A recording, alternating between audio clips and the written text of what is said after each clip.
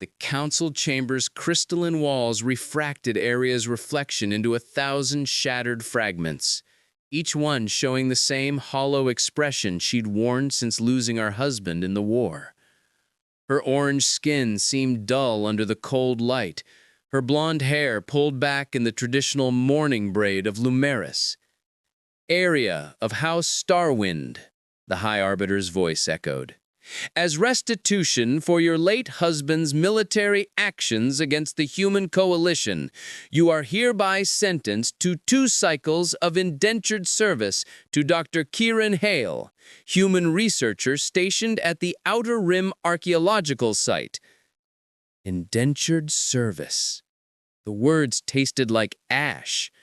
Her people had lost the war, and now she would pay for her husband's choices, serving the very species he'd died fighting. When she materialized on the research station 3 days later, Dr. Hale was waiting at the transport bay. She had expected a conqueror's arrogance, but the man before her looked almost nervous. He was tall for a human, with dark hair graying at the temples and eyes the color of Earth's oceans. "You must be Aria," he said, extending his hand before quickly withdrawing it. "Sorry, I forget not all species. I'm Kieran. Just Kieran is fine." She stared at him coldly. "I am here to serve, Dr. Hale. What are your orders?" Something flickered across his face. Disappointment, perhaps? "I don't give orders. I was hoping for a research partner. Your people's understanding of ancient stellar cartography is unmatched." "I am your servant," she repeated, the words cutting her mouth. "You're a widow who deserves better than this arrangement. I know what your husband did. I also know he was protecting what he loved. I won't dishonor that by treating you like property." Aria felt something crack inside her careful walls. This human spoke her husband's name without hatred, acknowledged her loss without pity. "Your quarters are next to mine," Kieran continued, gesturing down the corridor. "Not servants' quarters, equal accommodations. The work is real. The ruins we're cataloging are extraordinary. And if you're interested, I'd genuinely like to learn from you." He paused. "But if you prefer distance, I'll respect that too." As he walked away, Aria touched her mourning braid and wondered what kind of human gave choices to those who had none. 3 weeks into her sentence, Aria found herself forgetting to count the days. The star ruins were magnificent. Ancient structures carved from collapsed neutron star material covered an astronomical notation her people had studied for generations. Kieran had been right about one thing. He genuinely needed her expertise. "This symbol here," she traced the glowing inscription, her orange fingers leaving faint phosphorescent trails. "It's not a star map, it's a temporal marker. This ruin existed before our current stellar formation." Kieran looked up from his scanner, eyes bright with excitement. "Before? That would make it over 200 million years old. Aria, do you understand what this means?" Despite herself, she felt a spark of the passion she'd buried with her husband. "It means someone was here before any of our civilizations even existed." "Someone was here and wanted to be remembered," Kieran added softly. "They worked in comfortable silence after that, the kind that didn't need filling." Aria noticed how Kieran never stood too close, never assumed knowledge she hadn't shared. When she struggled with a heavy equipment case, he offered help, but waited for her nod. When she wanted to work alone, he retreated without offense. It was unsettling. One evening, as binary stars set beyond the observation dome, Kieran made tea, actual Lumericin crystal leaf tea, which he'd somehow acquired. "I thought you might miss home," he said, setting the cup before her. Aria stared at the swirling amber liquid. "Why do you do this?" "Do what?" "Treat me like—" She struggled for words. "Like I matter." Kieran sat across from her, his expression impossibly gentle. Because you do matter. Your sentence doesn't change that. Your loss doesn't change that. He paused. I've read about Lumericin mourning traditions. 2 cycles. The same length as your service here. That's not coincidence, is it? Your council wanted you away during your grief period. Tears burned behind her eyes, the first since her husband's death. This human saw what her own people had been too afraid to say.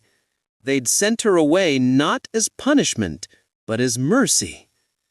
The ruins, she whispered, they help. The work helps. Then we'll keep working, Kieran said simply. For as long as you need. The shift happened so gradually that Arya couldn't identify the exact moment partnership became something more. It started with morning rituals. Kieran learned to brew her crystal leaf tea perfectly, 3-minute steeping, never 4.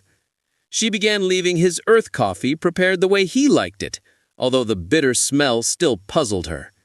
They'd greet each other with updates about their dreams, their theories, sometimes just comfortable nods. I think the builders were running from something, Arya said one day, her orange skin glowing softly in the ruins' bioluminescence. Kieran studied the frantic, overlapping inscriptions. The mathematics here are desperate, like they were trying to compress centuries of knowledge into one final message. A legacy, Arya murmured. They knew they were dying, so they built these monuments, not to their civilization, but to the fact that they'd existed, that they'd mattered. Their eyes met, and Arya felt the weight of shared understanding. Both of them were building something too. Cataloging these ruins, yes, but also cataloging themselves, their conversations, the way Kieran's face lit up when solving a puzzle, the way she'd catch herself smiling at his terrible jokes about quantum mechanics. One night, caught in a sudden meteor storm, they sheltered in the deepest chamber. Emergency lights cast flickering shadows across ancient walls. Tell me about him, Kieran said quietly. Your husband. Arya had expected this question to hurt, but instead found relief in speaking. Theron. He was a navigator, best in the fleet. He believed the war was about survival, about protecting our light. She touched her mourning braid. He died believing he was saving me. And you're angry at him for that? The truth hit her chest. Yes, he left me to grieve alone, to face this sentence alone. You're not alone now, Kieran said softly. The space between them felt charged, like the air before lightning. Arya noticed the silver threading through his dark hair, the laugh lines around his eyes. Noticed how her heart stuttered when he looked at her like this, like she was one of the ancient mysteries he was desperate to understand. Kieran, I know, he interrupted gently. I know this is complicated. I know you're still grieving. I just need you to know that when I look at you, I don't see a servant or an obligation. I see the most brilliant person I've ever worked with. I see someone who makes terrible tea seem tolerable and ancient ruins feel like home. What are you saying? That when your sentence ends, I'm going to miss you terribly. One cycle remained. Arya had stopped counting days and started counting heartbeats. The way her pulse jumped when Kieran entered a room, the rhythm they'd found working side by side, the tempo of something she'd sworn never to feel again. They'd become bolder with their affection. Not lovers, Arya still wore her mourning braid, and Kieran respected that boundary without question. But their hands would brush over data pads, their shoulders would touch while examining inscriptions, and sometimes she'd look up to find him watching her with an expression that made her orange skin flush darker. The council sent my release papers, she said one morning, the words heavy between them. Kieran's coffee cup paused halfway to his lips. When? 2 weeks. The silence stretched like a chasm. They both knew what this meant. She'd fulfilled her sentence. She could return to Lumeris, to her own people, to the life she'd left behind. "What do you want?" Chiron asked finally. "I don't know," Arya whispered. "I thought I knew. I thought I'd count every day until I could leave, until I could stop serving humanity and return to my own kind." She touched her mourning braid. "But now—" "Now?" His voice was careful, controlled. "Now, I can't imagine cataloging ruins without your terrible theories. I can't imagine mornings without debating star formation over tea. I can't imagine—" She stopped, the truth too dangerous to speak. Chiron set down his coffee and crossed to her. "You can't imagine what, Arya?" "I can't imagine my life without you in it," she breathed. "And that terrifies me. I'm not supposed to feel this. It's only been one cycle since Theron." "Love doesn't follow a schedule," Chiron said gently. "Grief doesn't end just because time passes, but neither does living." He cupped her face, careful, reverent. "I'm not asking you to forget him. I'm not asking you to choose between your past and your future. I'm just asking you to know that if you stay, it would be the greatest honor of my life. Not as my servant, Arya. As my partner, my equal, my choice." "Your choice," she echoed. "And yours. It has to be yours." Arya looked at this human who'd given her kindness when she'd expected cruelty, respect when she'd been prepared for servitude, love when she thought her heart too broken to feel it. "I need time," she whispered. "Take all the time you need," Chiron said, pressing a soft kiss to her forehead. "I'll be here." The shuttle waited on the landing pad, its engines humming their readiness song. Arya stood at the ramp with a single bag of belongings, her orange skin pale in the harsh afternoon light. The mourning braid she'd worn for over a cycle hung heavy down her back. Behind her, Chiron stood at a respectful distance. He'd insisted on accompanying her to the pad, had helped carry her research materials to be transferred to Lumerician archives. He'd been professional, kind, careful not to influence her decision. It was killing them both. "The pilot says you have 10 minutes before departure window closes," Chiron said quietly. Arya nodded, staring at the shuttle that would take her home. Home. The word felt strange now. Lumeris had her family, her culture, her memories of Theron. Earth had Chiron. Mornings cataloging impossible ruins, evenings debating temporal mechanics, nights when she'd stand at her window and know he was standing at his, both of them looking at the same stars. She thought of the ancient builders who'd created the ruins, desperate to leave a legacy, to prove they'd existed, to matter. They'd been running from extinction, but they'd been running towards something, the hope that someone, someday, would find their message and understand. Arya understood now. Love wasn't betrayal of the past. It was honoring everything she'd learned from it. She turned from the shuttle and walked directly to Chiron. Without hesitation, she reached up and unwound her mourning braid, letting her blonde hair fall free around her shoulders. "What are you doing?" Chiron's voice was rough with emotion. "Choosing," Arya said simply.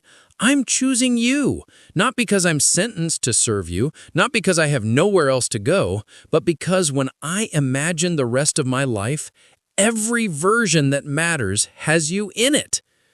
"Arya," she continued, her voice steady, "I loved Theron.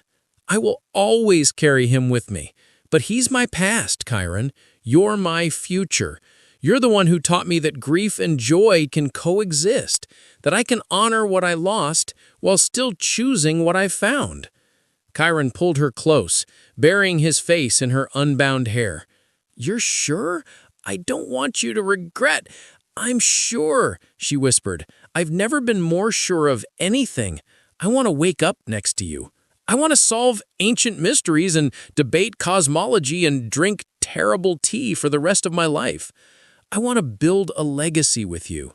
like those ancient builders, something that proves we existed, that what we have mattered. Behind them, the shuttle's engines powered down. The pilot would report her refusal to board. The council would be notified. Her sentence was fulfilled, but she was staying. Not as a servant, not as an obligation, as a partner, as an equal, as someone who chose love freely across species and sorrow and every star between. Chiron kissed her then, soft and reverent, and Arya tasted salt, tears from both their faces mingling. "Welcome home," he whispered against her lips. And surrounded by ancient ruins built by civilizations long dead, Arya finally understood what it meant to truly live.